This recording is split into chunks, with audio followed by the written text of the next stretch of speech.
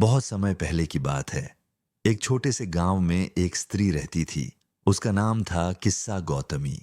उसका एक ही बेटा था, वही उसकी दुनिया था। अचानक एक दिन वह बच्चा गंभीर रूप से बीमार पड़ा और कुछ ही समय में उसकी मृत्यु हो गई।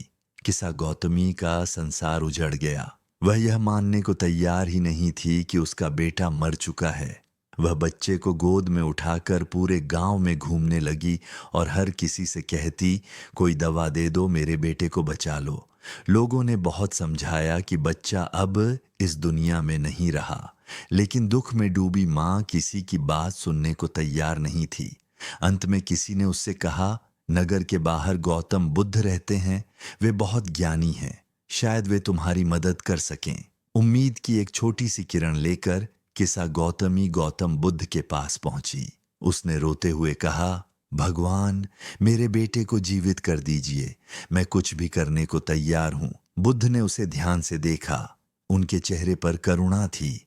उन्होंने कहा, मैं तुम्हारी मदद कर सकता हूं, लेकिन मुझे एक चीज चाहिए। तुम किसी ऐसे घर से सरसों के दाने लेकर आओ जहां कभी किसी की मृत्यु न हुई हो। किसा गौतमी को लगा कि यह तो बहुत आसान काम है।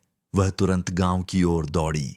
पहले घर का दरवाजा खटखटाया। लोगों ने सरसों के दाने दे दिए, लेकिन जब उसने पूछा कि क्या इस घर में कभी किसी की मृत्यु हुई है, तो जवाब मिला, हाँ, हमारे पिता का देहांत हुआ था। वह दूसरे घर गई। वहां भी किसी माँ, किसी बेटे, किसी पत्नी के जाने की कहानी मिली।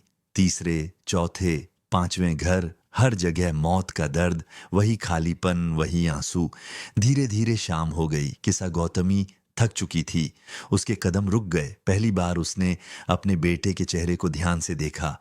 अब उसके आंसू शांत थे। उसे समझ आने लगा कि दुख सिर्फ उसी का नहीं है। जन्म लेने वाला हर व्यक्ति एक दिन मृत्यु को प्राप्त होता है। ये जीवन का अटल सत्य है। वह वापस गौतम बुद्ध के पास लौटी। उसके हाथ खाली थे, लेकिन मन हल्का था। उसने सिर झुकाकर कहा, भगवान, अब मुझे सरसों के दाने नहीं चाहिए, अब मुझे सच्चाई समझ आ गई है। गौतम बुद्ध ने शांत स्वर में कहा, दुख तब बढ़ता है जब हम उसे अकेले अपना समझ लेते हैं। जब हम जीवन के सत्य को स्वीकार कर लेते हैं, तब दुख हमें तोड़ता नहीं, हमें परिपक्व बनाता है। किसा गौतमी ने अपने बेटे का अंतिम संस्कार किया और बाद में बुद्ध की शिष्या बन गई। उसका जीवन दुख से नहीं, समझ से बदल गया।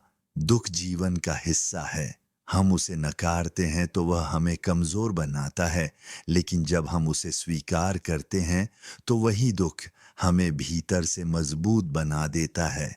जीवन को जैसा है वैसा स्वीकार करना ही शांति की पहली सीढ़ी है।